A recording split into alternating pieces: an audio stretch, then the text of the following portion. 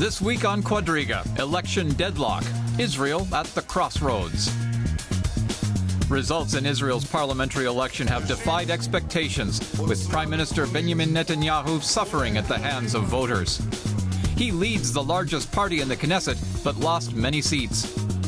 The center-left newcomer, Yair Lapid, may end up playing the role of kingmaker in the next government. Netanyahu will need to form a broader coalition if he wants to stay in power. Your host, Melinda Crane. Hello and welcome. So does the election result mean a real change in course in Israeli politics?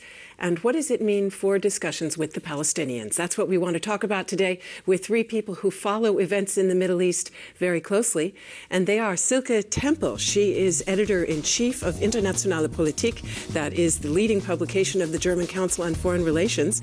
And she also has long experience reporting on the Middle East and Judaism for a variety of German publications.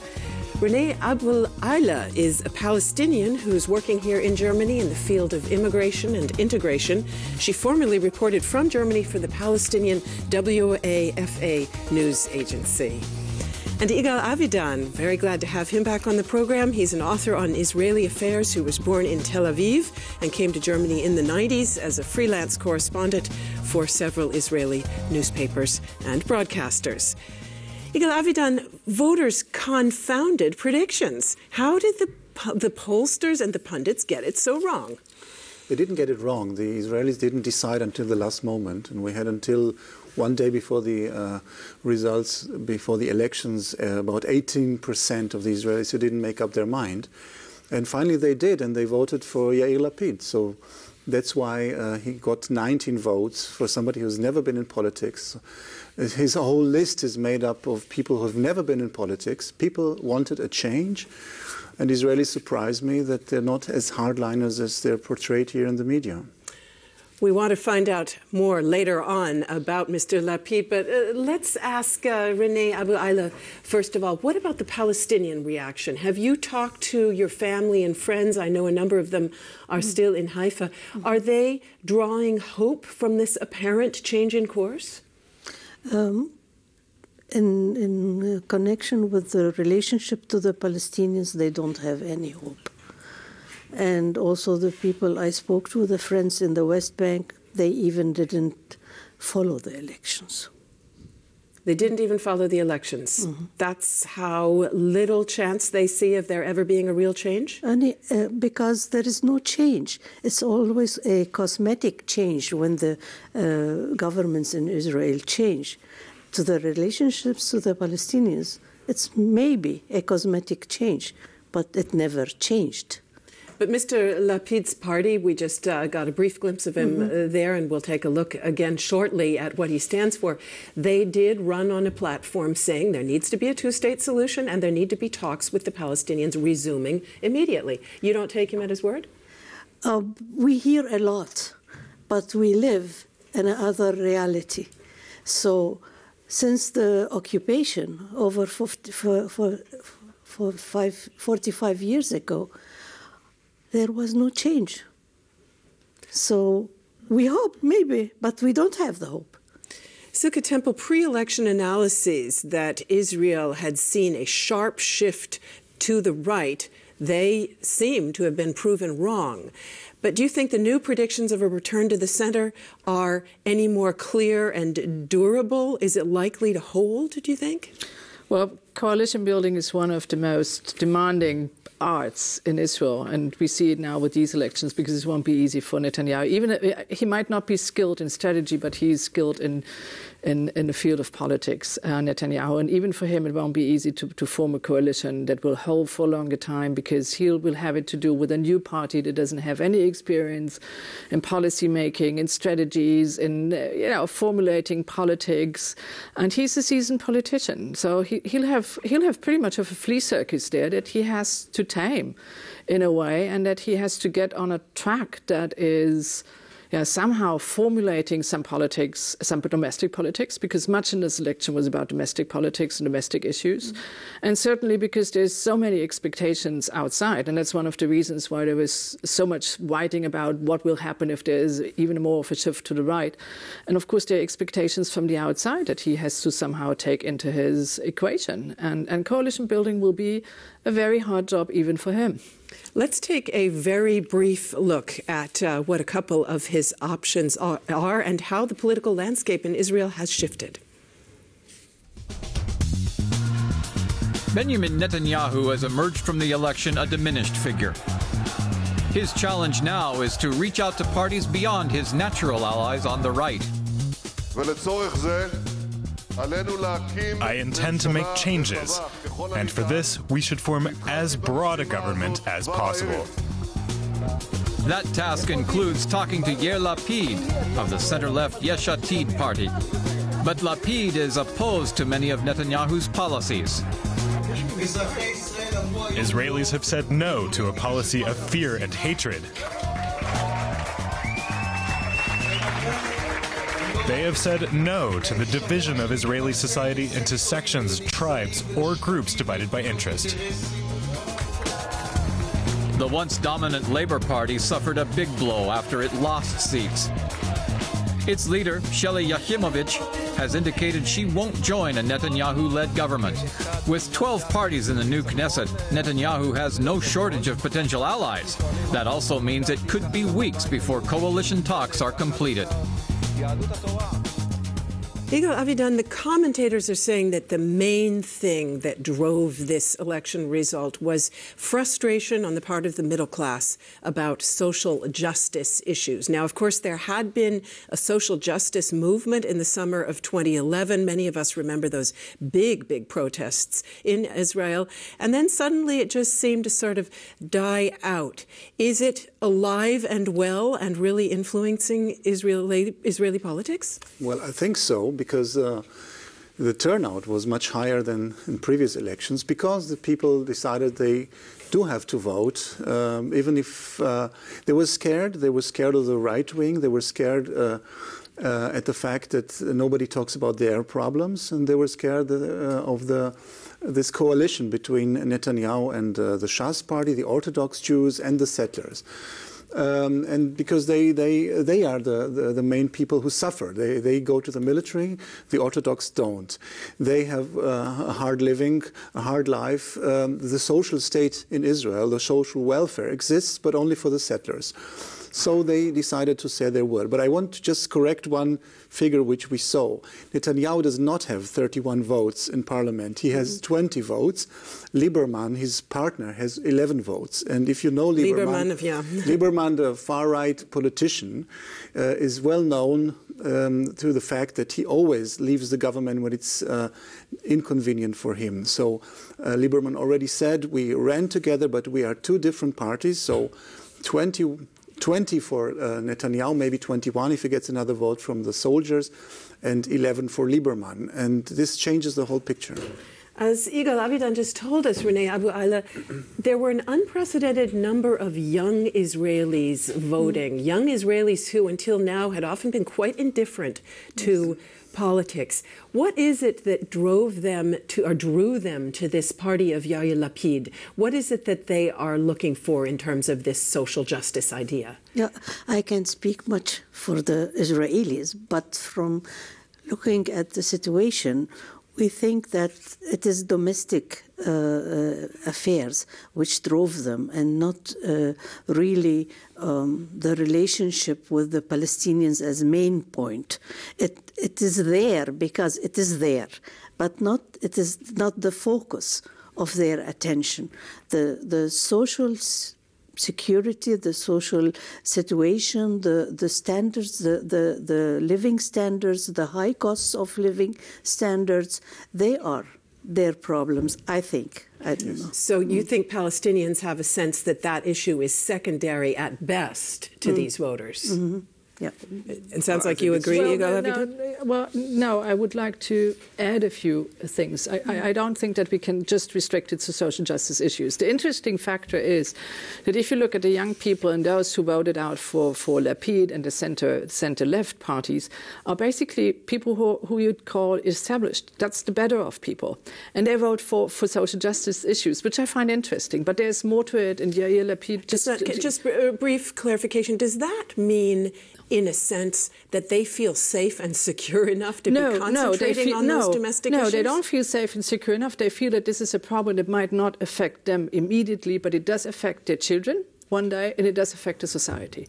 So there's a lot of social responsibility in this kind of voting pattern. That's one point. And the second point is, and Yair Lapid said this quite openly, we do not want to have a society that is xenophobic, that feels isolated, and that feels somehow frightened all the time. And there were 3 topics last year that were really important. One was the Iran question, and Netanyahu and Barak were really pursuing a frighten you policy. They'll nuke us any moment. The Israelis didn't buy it anymore after a while. And what they basically expressed in these elections is, we do not want to be frightened all the time. We understand it's a problem, but we also understand that we have a problem with Gaza because we got quite a few rockets from there. That's 4. The second thing is we do not want to be xenophobic because this right-wing government had been coming up with some legislation, especially against the Arab citizens of Israel, that you can call racist right away. And obviously they said that's not what we want. It's a domestic issue, but it's also something that says we do want to have a society that's a bit more open. We just don't want to be so paranoid all the time. Perhaps we can say that every domestic issue in Israel is automatically also an international issue. Was Netanyahu's platform then simply not constructive enough, Yigal Avidan? Was it too pessimistic or perhaps too lacking in real content? I think it's really funny. Until the day of election, the Likud party of Netanyahu did not publish a platform. They didn't decide about a platform. They said, we don't need a platform. We are the leading party. All we need is a strong leader. And people thought, they don't take us seriously, these politicians. Israelis were asked in an opinion poll before the elections, would you buy a second-hand car from any politician? 34%, a third of them said for no, I wouldn't buy it from any politician, and only 9% said I would buy such a car from Netanyahu. That means he was the most popular. So they mistrusted the whole politics. They didn't feel that that their issues are being taken seriously. And Netanyahu was so sure that he's going to win. That was the problem. The people are not interested and they're not frightened from Iran. Iran was not an issue at all in the election campaign. Nobody talked about the Palestinians. This is all far away.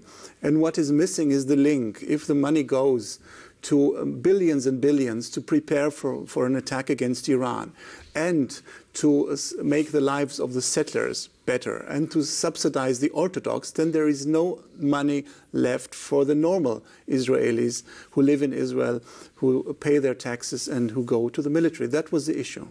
Renee Aboulayla, we mentioned the rejection of the politics of fear. Some commentators in Israel were saying after the election result came out that in general, the biggest barrier to change, whether it's domestic or whether it's in relations with the Palestinians, is pessimism, is the sense that you mentioned at the very outset of this program that there is no hope and no chance for any kind of breakthrough. Would you say that's true on both sides?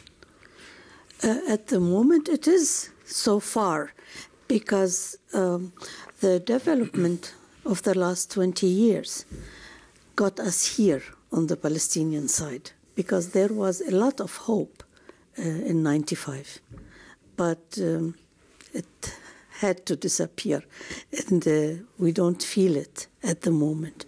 And it needs really a real shift on ground, not lip service. And then we can start to speak about new hope or change in the region. The question is whether Benjamin Netanyahu, with a new coalition is in a position to produce any kind of real change on the ground, Silke Temple. It's not only up to him. I mean, there's one practical side to what Yigal has just mentioned, that there was not really a party platform, and it is he will have less difficulties to find partners because he cannot sort of be chained to what he's been saying during the election campaign. He's been pretty murky about it. So that means nothing has been said, but anything is open. The second thing is both sides there's lots of disillusionment on both sides, for good reasons, on both sides. The Palestinians have seen more settlements and more settlements and more settlements. That doesn't exactly give them the feeling that the Israelis really mean it. On the other hand, the Israelis have seen they withdraw from certain territories like Gaza. It ain't getting better. And they've seen they're withdrawing from South Lebanon. It ain't getting better. And you have that in the West Bank. That's difficult. And the second thing, we tend to forget, and I tend to disagree with you, that nothing has happened over the last 20 years. There were a few initiatives that were to be taken seriously. One of them was Olmert's initiative in 2008. Pretty much was on the table. Division of Jerusalem, 98% back to the Palestinians of the West Bank, a really fair trade of land. That's not nothing. And the whole thing didn't go through because the Palestinians couldn't get themselves to tackle a really, really difficult emotional problem for them, and that's the refugee question. So there are changes. And what I'm saying is that even for Netanyahu, even if his coalition was more center-left-wing, the wiggle room he has is limited. Renee Aboulayla, a quick response to that, 2008? The changes were always lip service changes. They didn't take place on the ground. And it cannot take on the ground when it's only on the table. If you put the settlements all over, it is a barrier. It is a killing of the two-state solution. So I will tell you, yes, we will have two states, and then I will build 100 settlements. Which one should I agree with you on that point, but, as an initiative like the 2008 initiative is a serious one. And I've been criticizing the settlements all along because I feel it's not only the most idiotic thing the Israelis came ever up with, but it's also, of course, destroying Palestinians' hope. Now, if you look at the settlement building, much of it has been taking place in the blocks that are to be in Israel proper once there's an agreement. But the point is, from a Palestinian side, it would be much more smart to say we take at least the issue seriously that's on the table. And then, of course, there has to be a process of implementation with security arrangement, with withdrawals, with the whole complicated issues that you have. But if I was an Israeli, I would say, I'm not sure the Palestinians take it seriously. And if I was a Palestinian, I would look at the settlements and would say, I'm not sure the Israelis take it seriously. And all I'm saying is that for any government right now in Israel, the maneuvering room is not very big, and we should take this in account. Let me stay with that point just a moment. We're going to come right to the settlements issue and the question of one or two state solution in just a moment. But I'd like to just ask Yigal Avidan to comment on what we just heard there in terms of wiggle room. Some people are predicting now, in the wake of this election result, that any coalition that is formed will actually probably wind up being so broad that it will be paralyzed, that will be unable to agree on any kind of clear moves whatsoever. Do you think that's right? No, I don't think so. And I don't think the settlement is the issue now, or is the problem. Most of the construction in the settlements was in the broader area of Jerusalem, which was annexed in 1967. So the Israelis don't consider it as settlements. And this is a land which will remain in any future peace accord with Israel. It's been very limited construction on very small scale in the smaller settlements, and the settlers are divided by the fence. 70,000 settlers live east of the fence, so they will be the first to go. And I think this is not the problem. The settlers are not as strong as one fears. And I think once the Israelis feel that removing the settlements will bring peace, then of course they will vote for peace. We mentioned the politics of the settler-friendly Mr. Lieberman, with whom Netanyahu had formed a very close alliance prior to the election. But there was another very settler-friendly politician who many people thought would get a strong showing in this election, namely Naftali Bennett, who wound up not at all getting the votes that he was looking for. Does that produce any encouragement for you, Renee Aboulayla? No, really, I cannot predict the future, and we stopped predicting the future. And maybe I seem very pessimistic, but it is the situation of the Palestinians at the moment. And it is not true that the settlements are not the problem, because from the very beginning, the successive Israeli governments never considered themselves as occupier. They are there and they have the right to be there. And their problem was the people who are living there. Some wanted to annex the whole West Bank, and some of them want to administrate. So it is a problem of administration of the people. And this is what the Oslo Accords did. So the settlements went on, and they become more and more and more every day. They are getting Palestine into small ghettos. You cannot move from one place to other. The people don't even have the feeling that they have a place to go, because they cannot go from one place to the other without having all these checkpoints, Israeli checkpoints. So it is a matter of how to administrate the people living there. Before we pick up on that point, and we will do it immediately, I'd like to just take a quick look at some of the various issues that will be facing the next government and how controversial they are likely to be, including, of course, the issue of relations with the Palestinians. Netanyahu has stated that his top priority, should he lead the next government, is to prevent Iran from building a nuclear bomb. Then there's the stalled Middle East peace process. Netanyahu has pursued a tough approach with the Palestinians, and the chance of a final agreement is far off. A key part of the peace process is the status of Israeli settlements on the West Bank. Palestinians are totally opposed to settlements and want them removed. And what course will Netanyahu pursue with Israel's biggest ally, the U.S.? Barack Obama disagrees with his hawkish policies. Netanyahu might be less hard-line in the future if he goes into coalition with a center-left partner. Silke Temple, Barack Obama actually endeavored to exert a bit of influence in the last stages of the election campaign, just as Benjamin Netanyahu had done during the U.S. election campaign.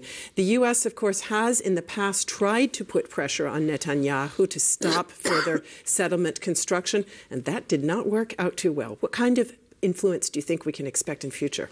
Well, first of all, let's look at the initiative to exert pressure on the Israelis on the settlement issue. There was a moratorium, and then there was no follow-up. That was a major political flaw. No follow-up from the U.S. side? From the U.S., because once there is a moratorium, which was difficult enough for a right-wing government and as limited as it was, you have to follow up with some clear plans. There was no follow-up, and that was a major mistake, which left both sides totally disillusioned with this government. Even there were some of the real knowledgeable people, leftovers, I was about to say, from the Clinton administration, who really know every trick in the book when it comes to the Near East and the Israeli-Palestinian issue, and they were pretty disappointed about that, but no follow-up. That's bad. The second thing is the pressure issue. I'm not very convinced. You can do that in much with pressure, but the point is I would like to rather talk about convincing, because any kind of negotiation, any kind of agreement that we might get to, and I seem to be the optimist around one day, one way or the other, has to be such that both sides are in an agreement that this is in their very own interest, that they really get a good deal. And you cannot do this by only pressure. It won't hold. It won't be sustainable. And that's the whole point. So you have to really be very, very clever when you go into the Middle Eastern thing. It doesn't have to do with, I want to be in the history books. Many people tried to be in the history books of the Near East, and they failed abysmally.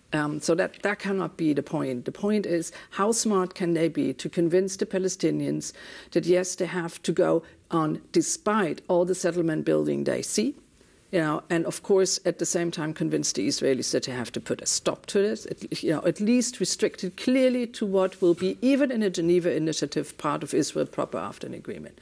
And they have to convince the Palestinians that they have to compromise on the refugee issue, because if they don't, there won't be any agreement. Not in 10 years, not in 20 years. Yigal Avidan, let's take a look at Let me just comment on that. I think the main issue here is if the Palestinians continue to speak in two voices, and what will happen in the power game between Hamas and Fatah. At the moment, Israel has strengthened Hamas. And if there will be a Palestinian Union and elections also in the West Bank, then we're concerned as Israelis that Hamas will win such elections. So as long as they're divided, then there is no partner. But what will happen if the Hamas will win such elections? This is the main issue at the moment. And okay, let's get a comment on that in just a minute. But what about the fact that Israel itself seems to be speaking with two voices? Benjamin Netanyahu has said in an indifferent sort of a way that, yes, he is for the two-state solution. But if we look at his behavior, it certainly does not seem to indicate that he's serious about that. Are Israelis prepared to back a two-state solution still or not? Well, if you ask Israelis, two-thirds say, or even three-quarters, they are for a two-state solution. If you ask them, do you believe this will happen? Three-quarters of the Israelis, 75%, say, we don't believe in that. But it's more interesting. If you ask the Israelis, what is more important to you, the whole land or a state with a big Jewish majority? 70% or more will say, or already said, a Jewish state is more important to us, and only 14%, which are the most radical settlers and their supporters, say we should keep all the territories regardless of the demographic situation. So the only thing Israelis fear is... Let's just remind our viewers of the demographic issue. The idea there, of course, being that in a one-state unit, there would very soon be a Palestinian majority, and then would be the question, the dilemma for Israel, does it want to be a democracy? In that case, it will no longer be a Jewish state. Yes. Or does it want to have a two-tier system, in which case it's no longer a democracy? That essentially is the dilemma. We are already a minority, 5.9 million Jews, 12 million inhabitants. So you can play and say Gaza is not part of the game. But if you want to be honest, we have a problem. We have a problem, and nobody in Israel wants a binational state. So if you put it to the Israelis, binational state or a two-state solution, you will have a big majority for a two-state solution. Okay. Now to Renee Abu Ayla for the question that Yigal Avidan just posed. With whom is Benjamin Netanyahu supposed to negotiate? How much real power does Mr. Abbas wield? And to what degree, if we're going to talk about a deal, a two-state solution, to what degree is there anybody in the Palestinian leadership who is in a position to do that negotiation and carry through? I'm sorry to say we were for a long time not divided, and it didn't bring anything. So now, because there is an internal problem, it becomes the problem for stopping the negotiations. It's not true. And if you ask the people in Gaza, they don't all follow what Hamas says. It's exactly the same. And we didn't ask ourselves in the last elections, Israeli elections, what will happen if Netanyahu wins? It's the same question. So I'm sorry. Everybody has to accept the situation of the other as it is, and then see how it goes further. So what might be the workable way to do that in the case of the Palestinians, given the division? Yeah, we have an official president who is Abbas. It is an internal problem for the Palestinians to lose, and not for the Israelis or anybody else. But well, I would say there's nothing really internal in these two cases, and it is a problem, and it does limit the options that are on the table. If you have a Palestinian president in the West Bank, he's, of course, the one who's entitled. Not really legally anymore, because there haven't been elections in the West Bank for a long time, and I suspect for good reasons.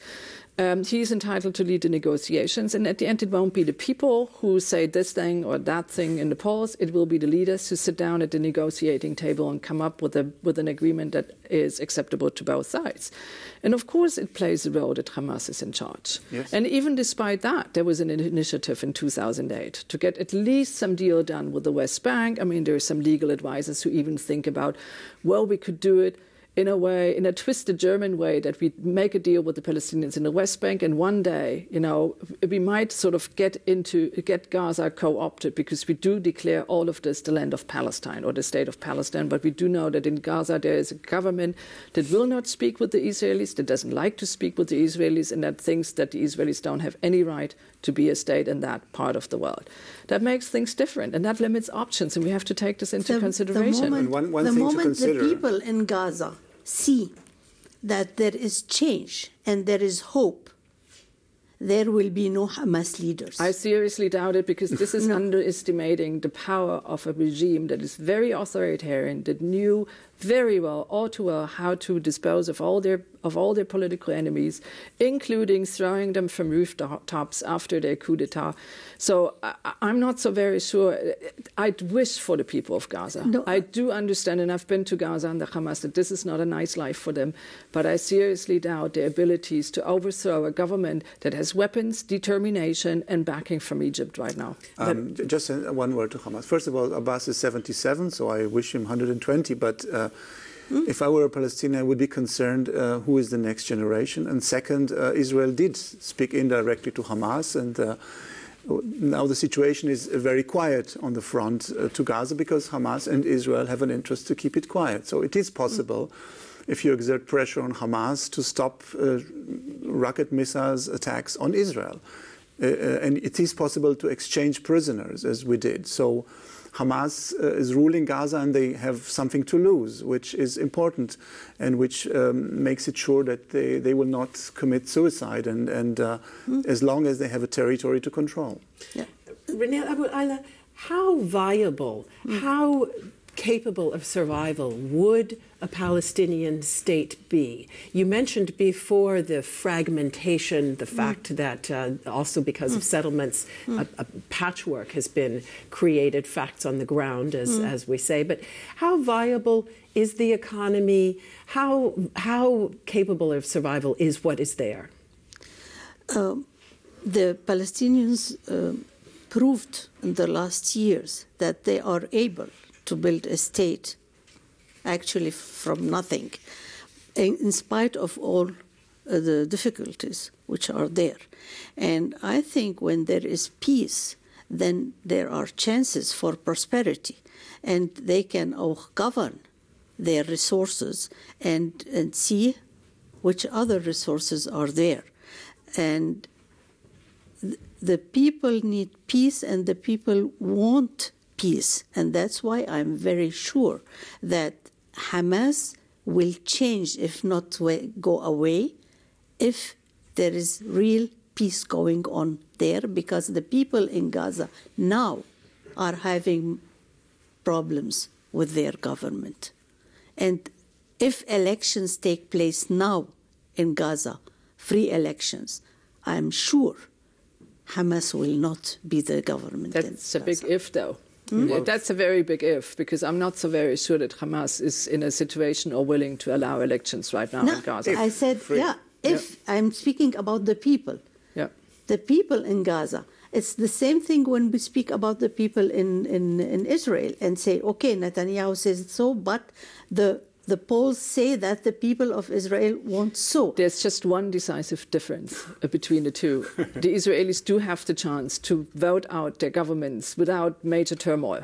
Yeah, they just go to elections and people in Gaza don't. So let's bring this back to the election result that we have now. Yigal Avidan, if you were an advisor to Benjamin Netanyahu at this moment, as he's trying to put together a new coalition, what would you be telling him about this issue? What would you be telling him has to happen, should happen, in regard to talks with the Palestinians?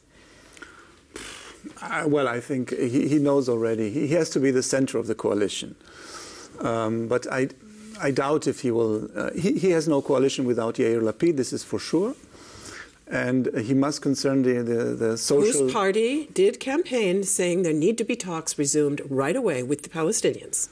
Yes, but this is not the main issue. Okay, but still, they said it. They're on the record. Bennett is a big threat to Netanyahu, who's trying to show that he's even more settler-oriented than the settler party. But Netanyahu, I think he will form a coalition with the center.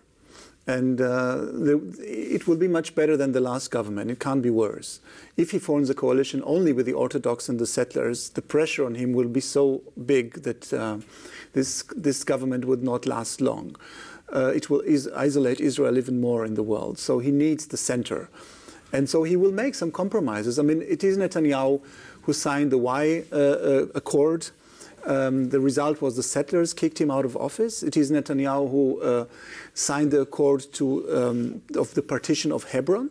So it is possible. He's not such a hardliner that would not... he has no ideology, actually. His only ideology is to remain in power. So this gives us hope that if he thinks he can stay in power, making compromises to the Palestinians, then he will do that. What do you actually realistically give a new coalition in terms of survivability? Many people are saying it's likely to be so broad and so divided that not only will it be paralyzed in terms of the content of its policies, it may not be able to survive very long. I'm not sure. I think Netanyahu will want to rule, and this is very important for him. And so there will be some change because Yair Lapid is a new politician. They want to show some results. And people trusted them. That's why they voted young people who have never been in politics. So there must be some kind of change. And the main problems in Israel are the social problems, the financial problem. We have a huge budget deficit of 4.2%, which is double as much as this government was actually planning. So we have a big economic problem. And the question is where to cut, on the settlers, on the Orthodox, or on the middle central Israelis who pay taxes and go to the military. And this will be the issue. Renee Abulayla, I mentioned a moment ago this demographic dilemma that faces Israel, but of course it faces the Palestinians too. How many Palestinians have given up on the idea of a two-state solution? And if they do give up, what do they think the future holds? I don't think that anybody gave up from the people. And it is the solution.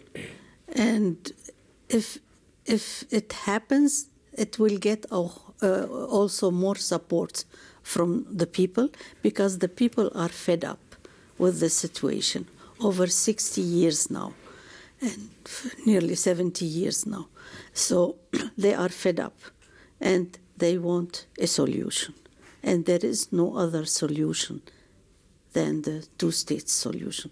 But the minimum of these two states are the occupied territories of 67, and not a part of the occupied territories 67. And I think this is the problem, and not anything else. Is there a deal out there to be done in which the Palestinians are prepared to give something up to get realistic boundaries that can work? Only in exchange, and not only giving. You can draw... Well, they were asked several times in the past for that kind of an exchange, and in the end were not prepared to make compromises on, for example, the right of return, meaning the right of return of course, former residents. I mean drawing the borders. If I'm speaking about the borders of 67.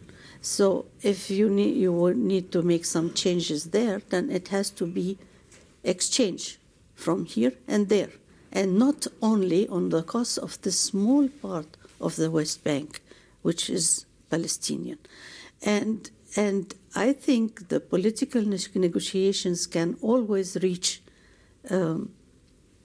solutions for problems which are not to be solved actually in reality the way the people hope to have it done, and including the refugee also there is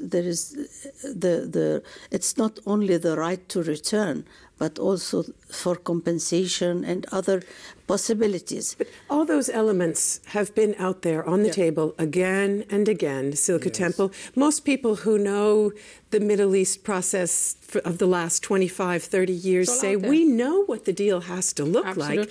So what does it take to get there? I guess at the moment it's an understanding of the realities that we face. Anything that has to do with nationalism and building a state in the territory of the West Bank with fair borders, water agreements and whatever, is in the plans that we've been working up. The Clinton administration had already been working out. And they're there. But what it takes is to understand what's doable, what's not doable. Arab nationalism is losing out big time right now. Islamism is winning big time in the whole region. We have seen it in Egypt. We probably see it, unfortunately, also in Syria. And that means those are all not people who are very friendly towards a two-state solution. Those are people who feel that they have the patience, that they can wait for generations and generations, and then one day they'll wear the Zionist entity out, and that's it. And we have to deal with that. It's not that we have to give up on this. And I do still believe that the two-state solution is the one that sort of makes it livable in this part of the world. It's not going to be love on all sides, but it makes it livable. A good divorce agreement, right? But there's only so and so much room we have now. Probably we can work with some interim agreements, which will be totally insufficient for the Palestinians right now and for many Europeans who feel that finally this thing should be solved. But if we go into the right direction, if we insist on that settlement building has to stop and that the Palestinians have to see that there's progress. There's been economic growth in the West Bank, which is a good sign. That can be enhanced, things like that. Do the little steps right now, but don't lose sight of the big picture. And that's exactly, we know how it looks, how it's supposed to look like at the end. I think what we need is a strong Israeli leader who is able to make compromises. Is that man Benjamin Netanyahu? Is a very weak politician. Now he's even weaker. He's a skilled politician. And with his own, he's captured in his own fears. So I don't expect Netanyahu to make big changes, but maybe small changes to make to prevent any war and to make maybe possible for a next government to make any big peace accords. Is there a leader out there in the wings who could play the role you're talking about? Maybe Shimon Peres. Also, I'm not sure. I think not the youngest. It's the realities that form the leader and not the other way around. And we have to help on this. And there's one more thing that we ought not to forget in this whole and that's the Iran issue is the most important for any Israeli leader right now. And that's more important than even the Palestinian issue. And that's the subject for a whole another show. So many, many thanks to all of you for being with us today. And many thanks to all of you out there for tuning in. Bye-bye.